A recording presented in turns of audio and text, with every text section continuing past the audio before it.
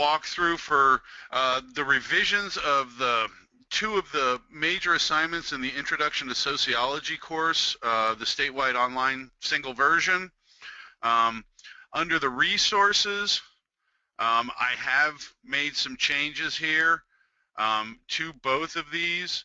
Instructors will still probably need to answer questions for students, but the big thing that the committee had wanted was to eliminate the group portion of the PowerPoint project assignment. So I have eliminated the groups out of the course shell and have made this into an individual assignment. It's still in the same three parts, the outline, the annotated bibliography, and then the final submission. But as you can see, I have rewritten this a little bit and have eliminated any group component out of this. I've also eliminated the groups out of the shell itself. And then if we go to the class sessions here, the layout is still very similar, but you'll see here we go down to the assignments and assessments, and you can see that it's been rewritten to really just be an individual project. At this point in time, it's just described as the first semester long project, and then the second semester long would be the research paper as well. I've left it very similar. Like I said, the big change is just eliminating the group portion out of it. So if we go in here now, you'll see that this is actually an individual assignment and no longer a group assignment. That's how it's been changed here. When we look at the beginning of the term paper in class session 3,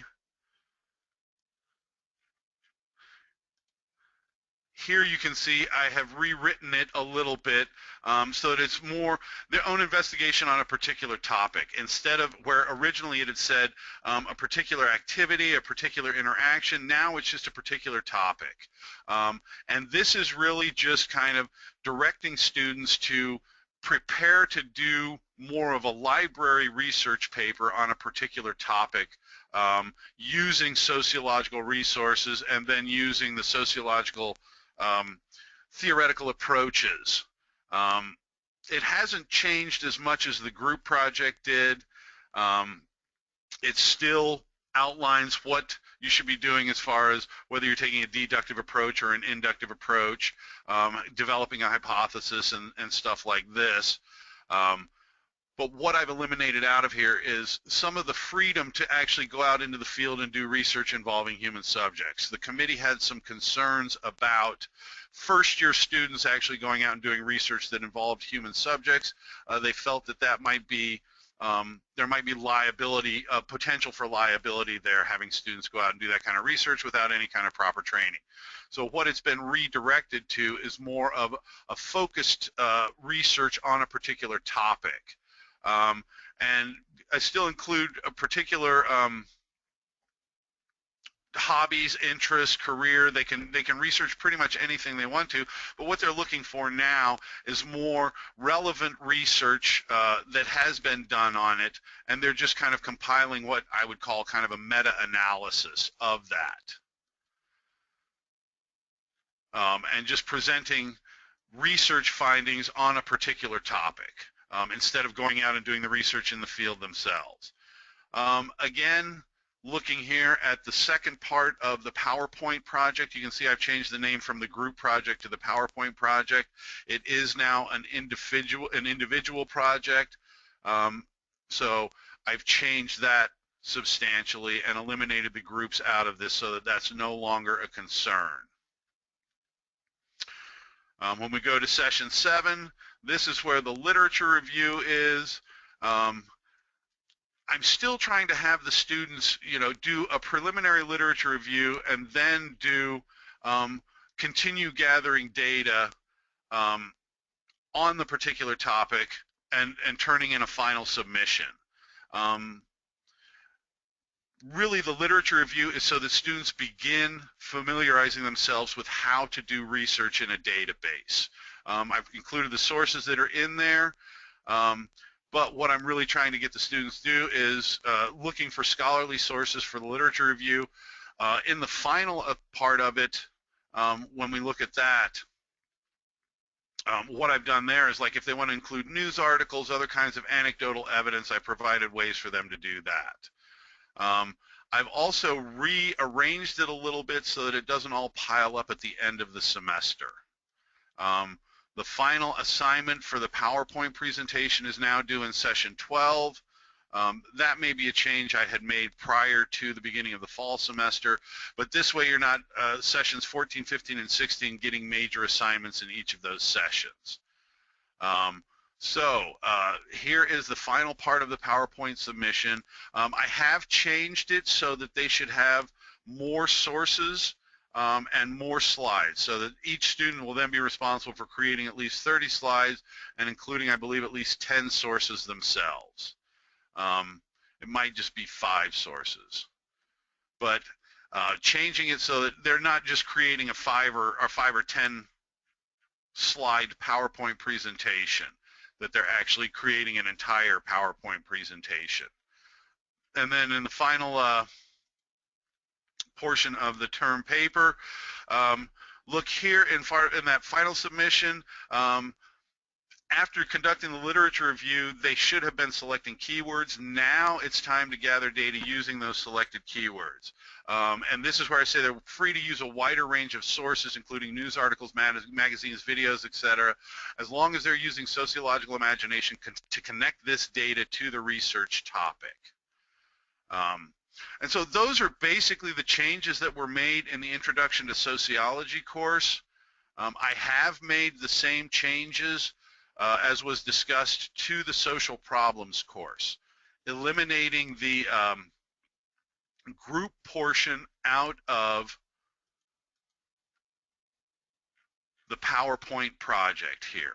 It's basically the same thing in the 2 that I did in Sociology 252 that I did in the Sociology 111. Although for the Sociology 252, what differs here from the 111 is I have recreated, instead of in the group wiki, I put it in a blog. And because this is a 200 level course, I don't feel as much concern, and the committee didn't feel as much concern about assigning points to the first 2 parts of these semester-long assignments. That had been working out okay in the 252 course.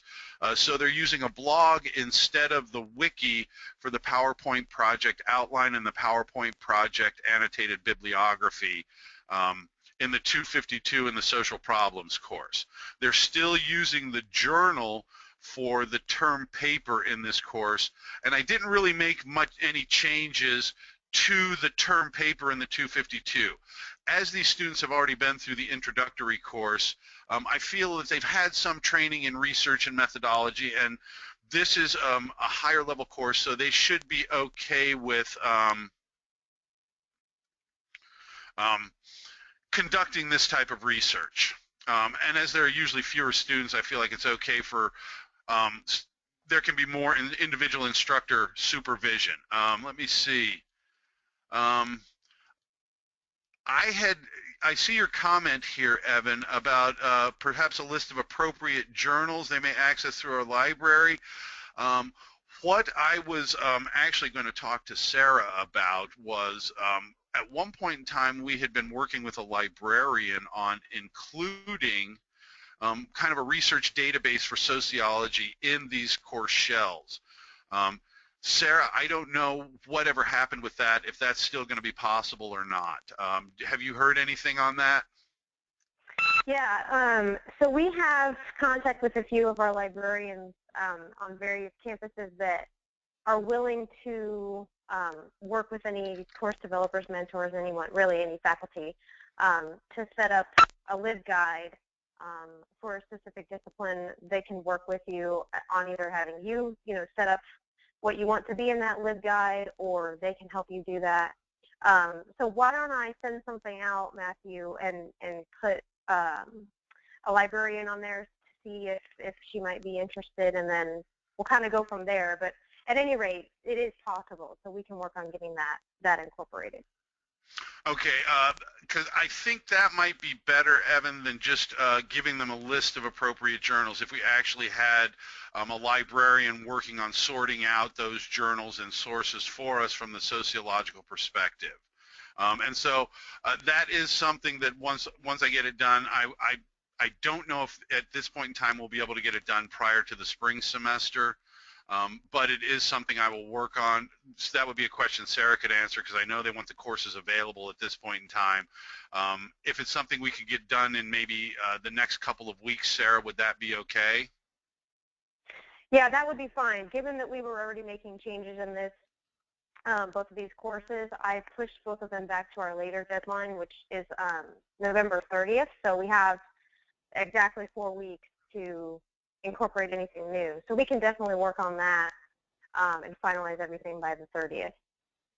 So, Evan, do you think that that would be something that would be acceptable if we actually had a library guide in there directing them to particular databases and particular journals within there that I've worked with a librarian to set up? Sure, sure, of course. That works perfect. Okay. Honestly, this is really it. The one other place I did want to go here was just kind of to my screen seems, oh, there it goes. It was frozen for a second there. In the communication and tools in this course, if we look, we still see the journal here for the term paper research journal. I didn't make any changes to that. What I did do, though, was I moved it from the wiki to the blog here so that students can access it here. And again, we have the 3 component parts, the description here, but this way it can be an individual rather than a group project here. What I did in the, go back there to the 111 course, these are actually assignments now. Rather than being a blog or a journal, for the PowerPoint project, what I've actually done is I've gone ahead and created individual assignments for each of the 3 components. So you can see here they're actually assignments now. For the term paper, I did leave them as 2 separate journals for that. You see we have the research proposal and literature review, and then only the final submission on this is an actual assignment. The first 2 parts are journals. I felt like for the 111 it was better to go with just assignments rather than trying to create a blog or a journal for the group PowerPoint project, because we've already got them working in a journal for the term paper research project. So what I did here was just create individual assignments for the outline and the annotated bibliography. And honestly, Sarah, those were the only changes I had worked on making, so there isn't really anything else. I did strip out and revise the guides for, I revised the syllabus, I revised the calendar, and I revised the instructor guides and the student guides. And then I kind of stripped out the video introduction, since the groups and wikis are no longer as important to be using in here. I didn't get a chance to record new introductions. That's something I can work on in the next month as well. Just record an introduction for students and an introduction for instructors. I'll do that in GoToWebinar, and then we can upload those links into the shells while I'm revising or while I'm working on creating the LibGuides as well. Do you have any other suggestions or questions, Evan? No, not at this time. This looks really good. Nice work.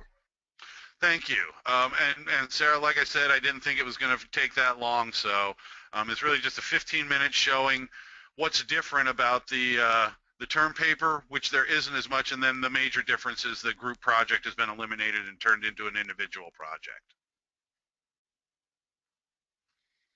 So that's about it, unless you think there's something else I need to cover. I think we're good. Okay.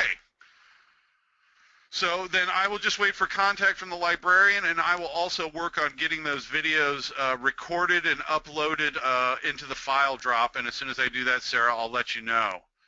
Okay, yeah, that's great. And then I can create a YouTube link in the shells for those during this next month as well. All right, perfect. I'm going to go ahead and stop.